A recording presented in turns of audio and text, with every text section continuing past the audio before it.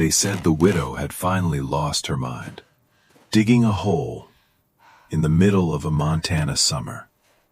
Not a well, not a cellar, a tunnel from her house to her barn. They laughed, called it a grave she was digging for herself. Even the best builder in the county rode out to warn her, "You won't survive winter like this." She didn't argue. She kept digging. Then January came, and the storm didn't just arrive, it erased everything. Men got lost 10 steps from their own doors. Livestock froze where they stood. Families burned through wood just to stay alive one more night. But inside that hole in the ground, the air stayed still. The temperature never dropped below freezing. And for the first time on that prairie, winter couldn't reach her. By the time the storm passed, the man who mocked her was standing at her door, asking her to teach him how to survive. Her name was Mai Tran, 29 years old. She had never planned to live in Montana. Her husband had. He came chasing timber.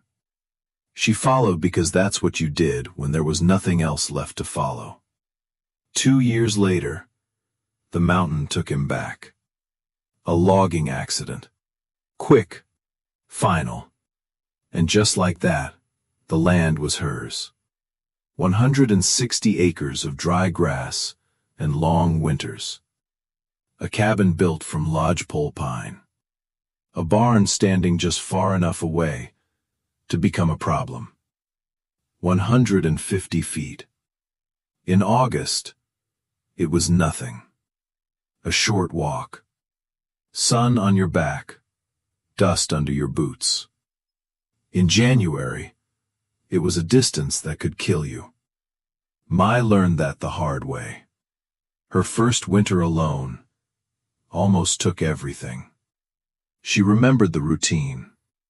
Waking before light, when the inside of the cabin windows had already frozen over. Fire burned down to ash. Water gone cold. Bread hard enough to break teeth. Layer after layer, wool, coat, scarf, until breathing itself felt like work. Then, the door. Opening it wasn't stepping outside. It was stepping into something alive. The wind didn't blow. It hit. Hard enough to steal air from her lungs. Sharp enough to burn her skin raw in seconds. And then the walk. 150 feet, through snow that swallowed her legs whole. Every step, a decision. Turn back, or keep going. She always kept going. The animals didn't have a choice. Inside the barn, the real work started. Breaking ice, feeding hay, hands numb before the first bucket was filled. Milk freezing before she made it back to the cabin. Eggs turning solid in her pockets. And then, the walk back. Already colder, already weaker, already losing. She did it twice a day, every day, for 5 months. Not to live, just to not die. By spring, she understood something most people never said out loud. She wasn't fighting winter. She was feeding it. Every log she burned, every step she took, every ounce of heat she lost on that walk, it all went to the same place. Gone. So when summer came, she didn't rest. She started thinking. Not about working harder. About not fighting at all. About ending the walk, before winter came back to collect its debt. She found it by accident. Or maybe it had been waiting for her to notice. It was late August, hot in that dry, deceptive way Montana liked to pretend was permanent.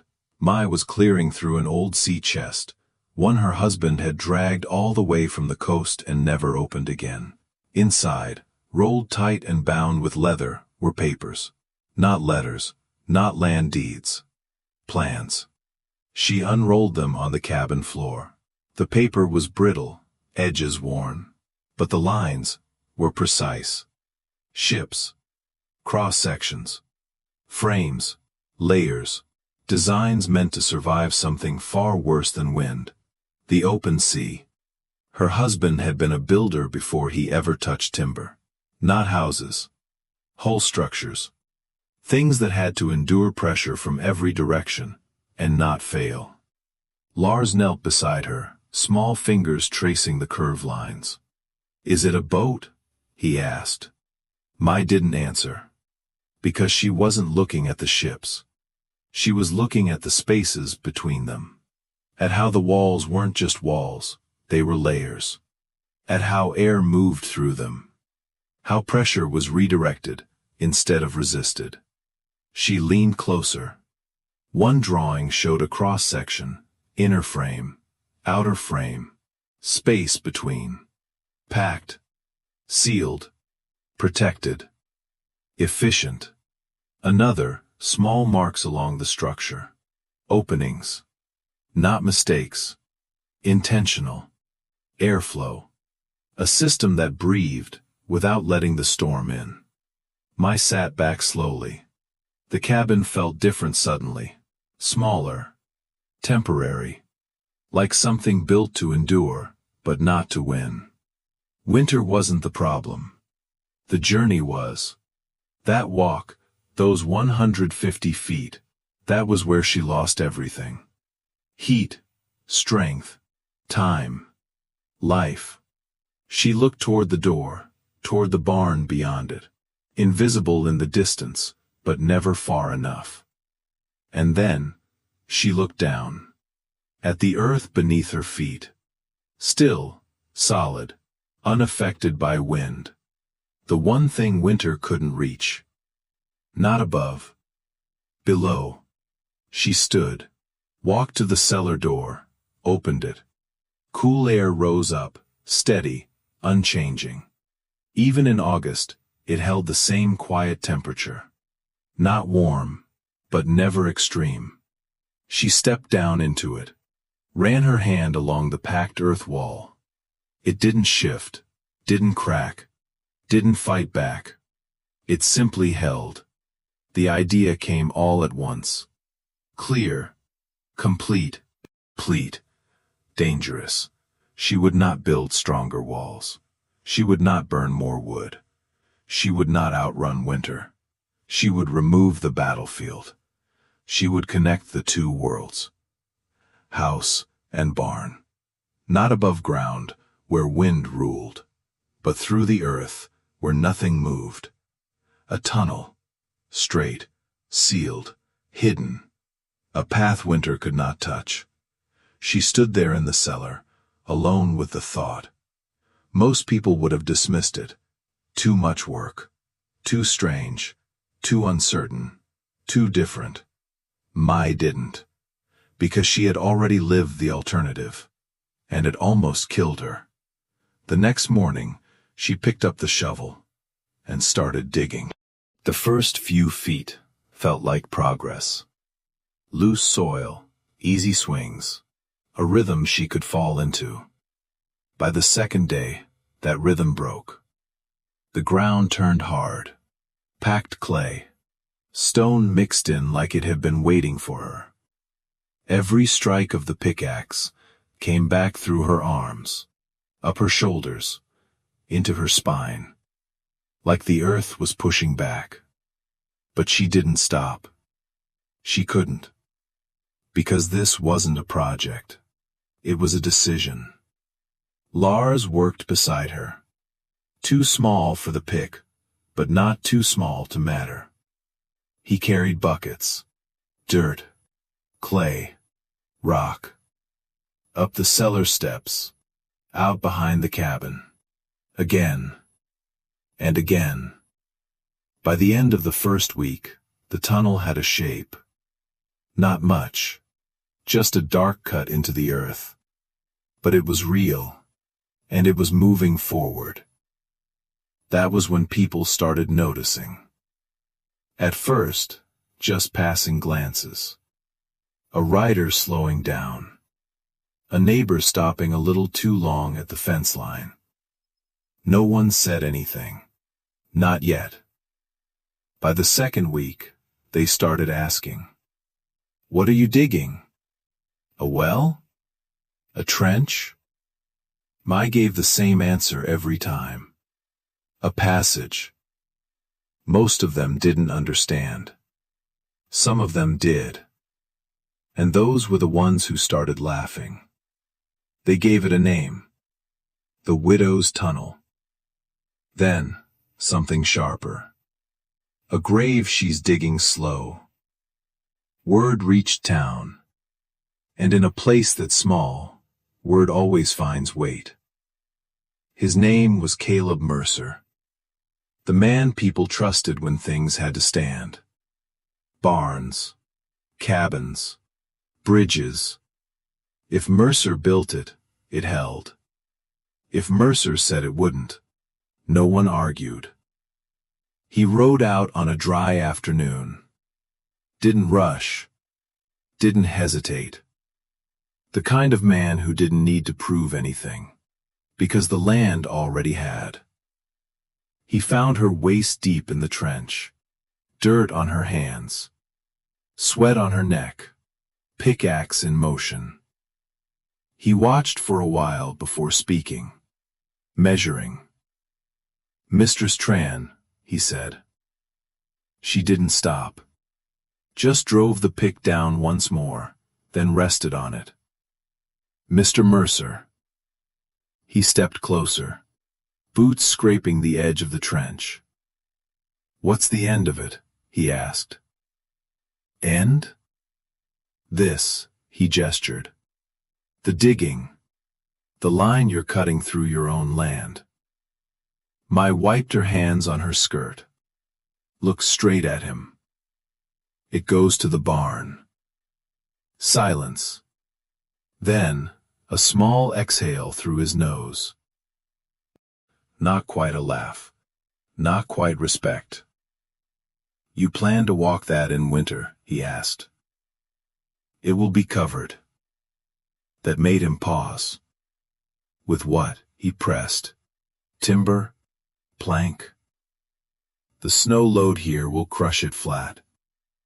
400 pounds a square foot some winters. You're building something that won't last until December. Mai didn't answer immediately. She stepped up out of the trench, stood level with him. The roof will hold, she said. Not hope. Certainty. That was when his patience shifted. Not anger, something closer to offense. You're wasting time, he said. Winter doesn't forgive ideas like this. You should be cutting wood. Mending what you already have. Not digging yourself into the ground. Mai held his gaze, didn't flinch. In the sea, she said slowly, you don't fight the pressure. You work with it. That caught him off guard. This isn't the sea, he replied. No, she said. It's worse. Silence stretched between them, wind moving through the dry grass. The cold is the enemy, she continued. The wind is the enemy. The earth isn't. He looked at her, really looked this time. Not at the dirt, not at the trench, at her. Trying to understand if this was madness or something else. You'll regret this, he said finally, or you won't live long enough to. He turned, mounted his horse, didn't look back. Mai watched him go, then climb back down into the trench. Picked up the tool, and kept digging. Because at this point, it didn't matter what they called it. Folly, madness, a grave. She had already chosen. And winter was coming. By mid-October, the tunnel disappeared. Not unfinished, hidden. From the outside, it was nothing more than a low rise in the earth, A soft swell where grass had been laid back down. 2 small piles of stone marked the ends. Easy to miss, easier to ignore. Exactly how she wanted it. Inside, it was something else entirely. 5 feet wide, tall enough to stand, walls packed tight with earth, timber overhead, set closed like ribs, holding the weight of soil, snow, everything winter could throw at it. It smelled of damp clay and fresh-cut wood, cool, still, alive in its own quiet way. Lars ran its length the first day it was finished, laughing, his voice echoing through the passage like it belonged there. To him, it was a secret, a game, a tunnel between 2 worlds. To Mai, it was the difference between surviving and not. She closed the cellar door that night, and for the first time since her husband died, she felt ready. Winter didn't wait long.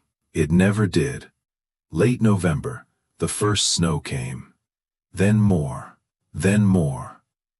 By December, the land was buried. The wind returned, louder, colder, familiar. In prairie light, the battle began again.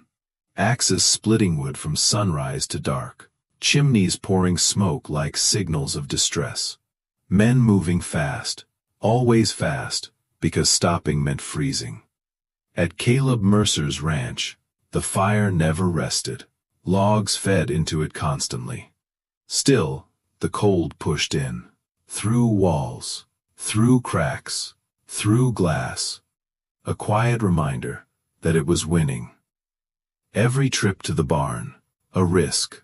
Rope lines strung between buildings. Men tied to them, just to make it back alive. Even then, they stumbled, lost direction, lost feeling in their hands.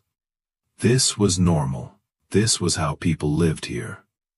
Mai didn't. Her mornings were different now. She woke to a warm room, not hot, but steady. Fire still alive, water not frozen solid. When it was time to work, she didn't layer herself in armor, didn't brace at the door, didn't fight the wind. She opened the cellar and stepped down into silence. The storm disappeared the moment the door closed behind her. No wind, no snow, no sound but her own footsteps. The air was cool, but never biting, never dangerous. It held. She walked the full length, lantern in hand, Lars beside her. No rush, no fear, without consequence. At the far end, she opened the barn door. Warmth met her. Animal heat, breath, life, unaffected. She worked the same as always, but everything had changed. No frozen hands, no racing heart, no fear of not making it back. Milk stayed warm, eggs stayed whole. Time, finally hers again. Back in town, they noticed.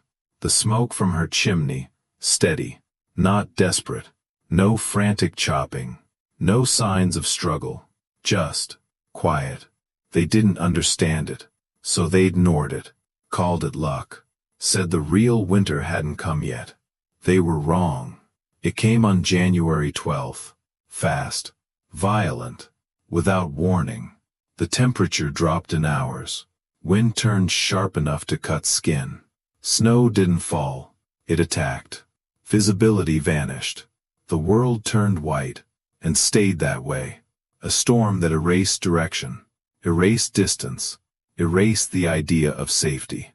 At Mercer's ranch, the rope line snapped. One moment, it was there. The next, gone into the storm. He and his son still had to reach the barn. They stepped outside, and the wind hit like a wall. They couldn't see their own hands, couldn't hear each other speak. Just the storm, louder than anything. Every step forward, a gamble. Every breath, pain. Inside Mai's cabin, it was quiet. The storm clawed at the walls, but couldn't get in. Not really. She sat by the stove with Lars, reading, waiting, not afraid. When it was time, she stood, picked up the lantern, and walked to the cellar door. "Come on," she said softly. "Time to check on them." She opened the door, and stepped into the one place on that prairie where the storm did not exist. The storm didn't fade. It exhausted itself. 3 days of wind that never stopped, 3 days of snow that erased everything it touched. And then, silence.